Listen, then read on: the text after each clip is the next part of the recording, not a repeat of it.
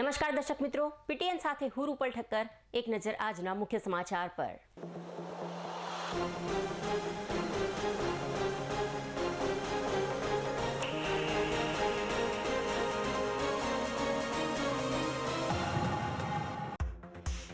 પાટણ શહેરના ભાટિયાવાડ વિસ્તારમાં સ્વામી લીલાશાહ મંદિર પરિસર ખાતે યોજાયો કાર્યક્રમ.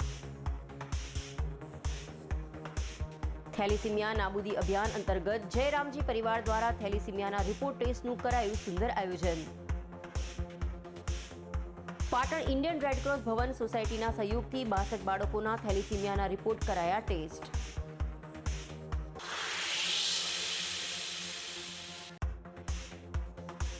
જિલ્લા ચૂંટણી અધિકારી અરવિંદ વિજયનના અધ્યક્ષસ્થાને યોજાઈ બેઠક.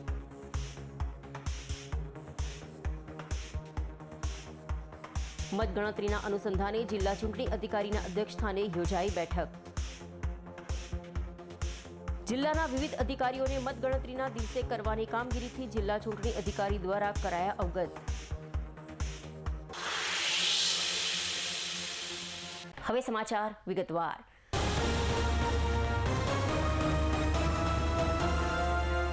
પાટણ શહેરના ભાટિયાવાડ વિસ્તારમાં સ્વામી લીલાશાહ મંદિર પરિસર ખાતે આજરોજ થેલેસીમિયા નાબૂદી અભિયાન અંતર્ગત સ્વર્ગસ્થ વિષ્ણીબેન રેવાચંદ્ર જયરામજીની પુણ્યતિથિ નિમિત્તે જયરામજી પરિવાર દ્વારા સિંધી જનરલ પંચાયત દ્વારા થેલેસીમિયાના રિપોર્ટ ટેસ્ટ કરવાનું સુંદર આયોજન કરવામાં આવ્યું હતું.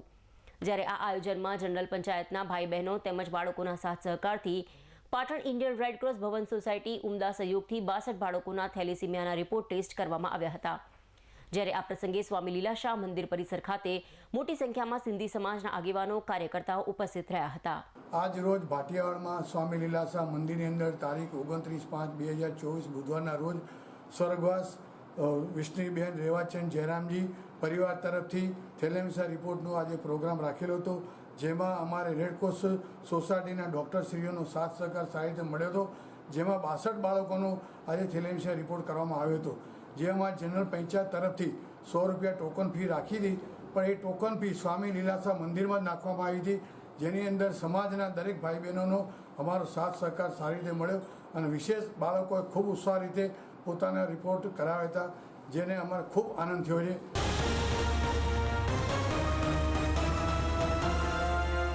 પાટણના બિલ્ડર પરિવારનો એકનો એક પુત્ર હરિદ્વાર નદીમાં તણાઈને ડૂબી જતા મોત નીપજ્યું હતું. નિલેશ વિપુલભાઈ ઠક્કર ઉર્ફે નીલુ, ઉંમર 15 વર્ષ, રહેવા પાટણ જીવરાજ પાર્ક સોસાયટી નામના કિશોરનું હરિદ્વાર નદીમાં ડૂબાઈ જતા મોત નીપજ્યું હતું. નિલેશ ઠક્કર ઉર્ફે નીલુ પોતાના પરિવાર સાથે હરિદ્વાર કથામાં ગયો હતો. ત્યારે કથા પૂર્ણ થયા બાદ મિત્રો સાથે હરિદ્વાર નદીમાં નહાવા જતા નદીમાં ડૂબી જતા મોત નીપજ્યું હતું. નદીમાં નહાતી વખતે નિલેશ પાણીના પ્રવાહમાં તણાયો હતો. હરિદ્વારના સ્થાનિક તરવૈયા અને સ્થાનિક પ્રશાસનની મદદથી 1.5 કલાક બાદ નિલેશ ઠક્કરની લાશ મળી આવી હતી. પાટણ ઠક્કર સમાજ પરિવાર દ્વારા હરિદ્વારમાં કથાનું આયોજન થયું હતું. તેમાં પાટણથી ઠક્કર સમાજના 300 લોકો હરિદ્વાર કથામાં ગયા હતા. બિલ્ડર પુત્રનું મોત થતાં ઠક્કર સમાજમાં શોકનો માહોલ જોવા મળ્યો હતો. નિલેશના પાર્થિવ દેહને લઈ એમ્બ્યુલન્સ પાટણ આવવા રવાના થઈ છે. આજે મોડી સાંજે નિલેશ ઠક્કરનો પાર્થિવ દેહ પાટણ ખાતે લાવવામાં આવશે.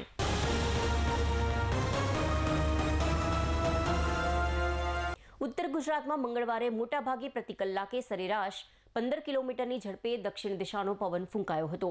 ભેજવાળા પવનના કારણે ઉત્તર ગુજરાતમાં રાત્રિનું તાપમાન 2.5 ડિગ્રી સુધી ઘટ્યું હતું, જ્યારે દિવસનું તાપમાન 3.25 ડિગ્રી સુધી ઘટ્યું હતું. મુખ્ય 5 શહેરોમાં ગરમીનો પારો 39.7 થી 41.8 ડિગ્રી વચ્ચે રહ્યો હતો. અસામાન્ય રીતે ઘટેલા તાપમાનના કારણે અસહ્ય ગરમીથી રાહત જોવા મળી હતી. પરંતુ દક્ષિણના ભેજવાળા પવનના કારણે અસામાન્ય રીતે ઉત્તર ગુજરાતની હવામાં ભેજનું પ્રમાણ વધ્યું હતું. વધુ પડતા ભેજના કારણે સામાન્ય તાપમાન આકરું લાગ્યું હતું, તેમજ અતિશય ઉકળાટ અનુભવાયો હતો. હવામાન વિભાગની આગાહી મુજબ આજે પણ ઉત્તર ગુજરાતનું વાતાવરણ સામાન્ય વાદળછાયું રહી શકે છે, તેમજ આગામી 5 દિવસમાં ગરમી વધુ 2 થી 3 ડિગ્રી ઘટી શકે છે.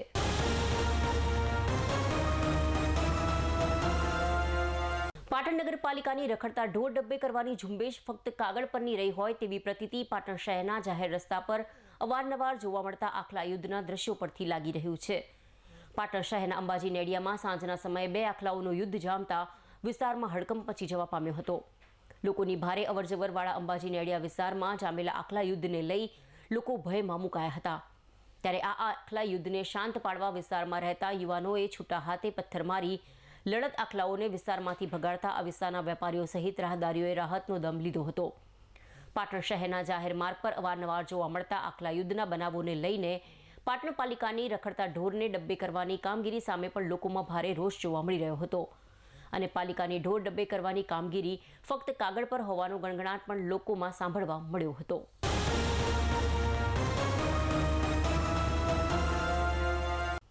ગુજરાત સરકાર દ્વારા ગુજરાત પર આવતી કુદરતી આફત એટલે કે પૂર હોનારતમાં પૂર સમયમાં પાણીમાં ફસાયેલા લોકોને કઈ રીતે બચાવી શકાય તે માટે SDRF ટીમની રચના કરવામાં આવી છે, જેમાં રાજ્યમાં આ ટીમ પોતાની કામગીરી કરતી હોય છે.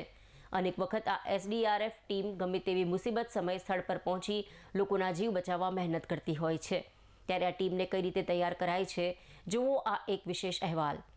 દિયોદર તાલુકાના ગોદા ગામ પાસેથી પસાર થતી મુખ્ય નર્મદા કેનાલના છે, જેમાં આ કેનાલમાં SDRFના જવાનો ટ્રેનિંગ લઈ રહ્યા છે. જેમાં જવાનો કેનાલમાં છલાંગ લગાવી કુદરતી આફત આવે એટલે લોકોને પાણીમાંથી કઈ રીતે બચાવી શકાય તે માટે મડાણાના SDRF ટીમના PI મહેન્દ્ર ઝાલા દ્વારા એક ટીમને તૈયાર કરી પૂરેપૂરી ટ્રેનિંગ અપાય છે. SDRF એક SRPનો ભાગ છે. ચોમાસાના 4 મહિનામાં રાજ્યમાં કોઈ આફત આવે જેવી કે વાવાઝોડા, ભારે વરસાદ, પૂર, જેમાં પોલીસ તંત્ર દ્વારા મેસેજ મળે એટલે આ ટીમ તરત સ્થળ પર જઈ લોકોને બચાવની કામગીરી કરે છે. અમે SDRF 3 મડાણા SRP જૂથ, પહેલાં તો હું SDRFનું ઇન્ટ્રોડક્શન આપવા માગીશ. SDRF એ આપણી સ્ટેટ લેવલની જે ડિઝાસ્ટર રિસ્પોન્સ ફોર્સ તરીકે કામ કરે છે. SDRF એ SRPFનો એક ભાગ છે. SRPFમાં જે એ કંપની હોય છે, પહેલાં 2017 પહેલાં એને ફ્લડ કંપની કહેવાતી હતી.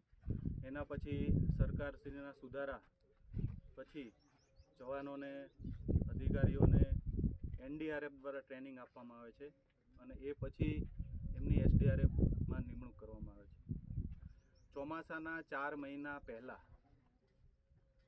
તમામ SDRFને સરકારશ્રી દ્વારા એક પ્રી મોન્સૂન તાલીમનું આયોજન કરવામાં આવે છે, જે તે ખાતાના વડા દ્વારા જગ્યા મુકરર કરવામાં આવે છે.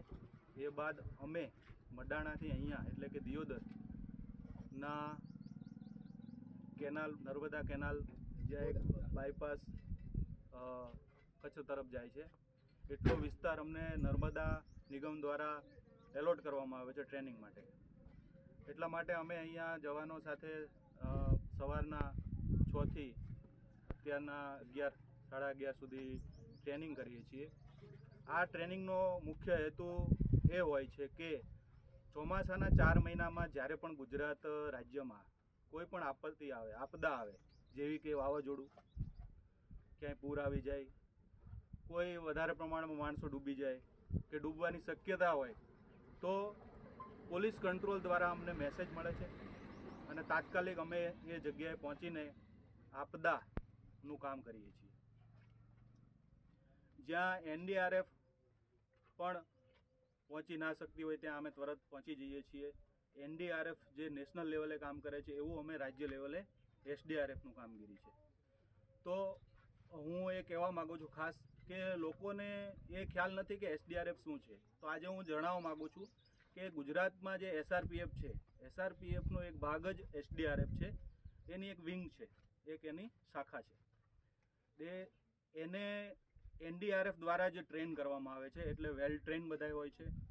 અમારી ગ્રુપ 3 SDRF એ બિપોરજોય વાવાઝોડું જુઓ કે અન્ય કોઈ વાવાઝોડું જુઓ, 3 થી 4 હજાર લોકોને સ્થળાંતર કરાવ્યું છે, પૂરમાંથી બચાવ્યા છે. અનેક એવી ડેડ બોડી છે કે જે નીકાળવી મુશ્કેલ હોય, તો એવી પણ કામગીરી કરેલી છે. હમણાં જ અમારી SDRFની નવસારી ખાતે દરિયામાં રાજસ્થાની પરિવાર ડૂબી ગયા હતા, જેની દરિયામાં ઓપરેશન કરવું અઘરું છે, છતાં પણ અમારી ટીમે ત્યાં ખૂબ જ સરસ કામગીરી કરી અને 3 ડેડ બોડી બહાર કાઢી અને એમના સગાવાલાને સુપરત કરી હતી. આ રીતે અમે અત્યારે જે ચોમાસાના 4 મહિનામાં અમારે જે કામગીરી કરવાની છે, પૂરની રાહત હોય કે પછી વાવાઝોડું હોય, એની બચાવની કામગીરી માટે અમે જે વર્ષ દરમિયાન અમે કેટલા સક્ષમ છીએ એનો ટેસ્ટ પણ અમારે અહીંયા પ્રી તાલીમમાં થઈ જાય છે અને એ વાવાઝોડાની પરિસ્થિતિ કે વિકટ પરિસ્થિતિ જે આગામી 4 મહિના ચોમાસામાં આવવાની છે એની સામે અમે મજબૂત રીતે ટકી શકીએ, લોકોને બચાવી શકીએ, આપદામાં જલ્દીથી તરત પહોંચી શકીએ, એના માટે આ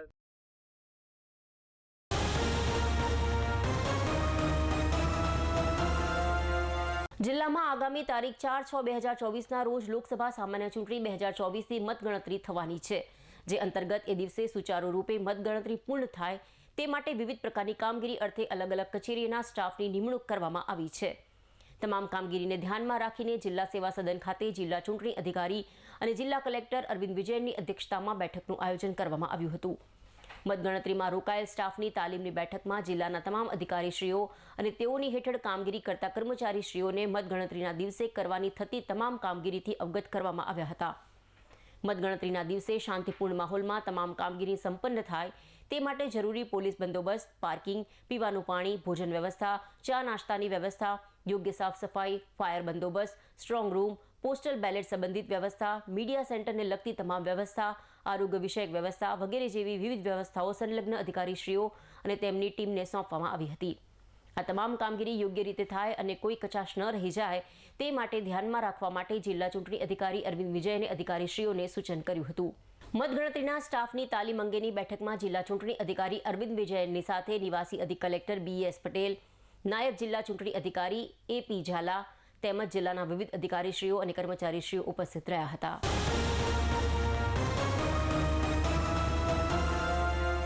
સમાચાર પૂર્ણ કરતા પહેલા આજના મુખ્ય સમાચાર પર ફરી એક નજર.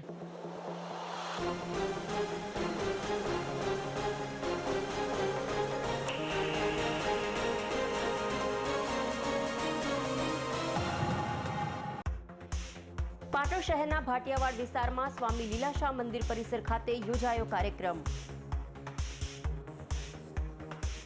થેલિસીમિયા નાબૂદી અભિયાન અંતર્ગત જયરામજી પરિવાર દ્વારા થેલિસીમિયાના રિપોર્ટ ટેસ્ટનું કરાયું સુંદર આયોજન. પાટણ ઇન્ડિયન રેડક્રોસ ભવન સોસાયટીના સહયોગથી 62 બાળકોના થેલિસીમિયાના રિપોર્ટ કરાયા ટેસ્ટ.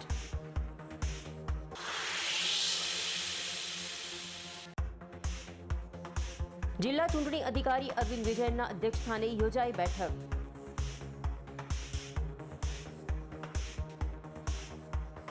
મતગણતરીના અનુસંધાને જિલ્લા ચૂંટણી અધિકારીના અધ્યક્ષસ્થાને યોજાઈ બેઠક. જિલ્લાના વિવિધ અધિકારીઓને મતગણતરીના દિવસે કરવાની કામગીરીથી જિલ્લા ચૂંટણી અધિકારી દ્વારા કરાયા અવગત. આ સાથે આજનું સમાચાર બુલેટિન અહીં સમાપ્ત કરીએ. રજા આપશો. નમસ્કાર.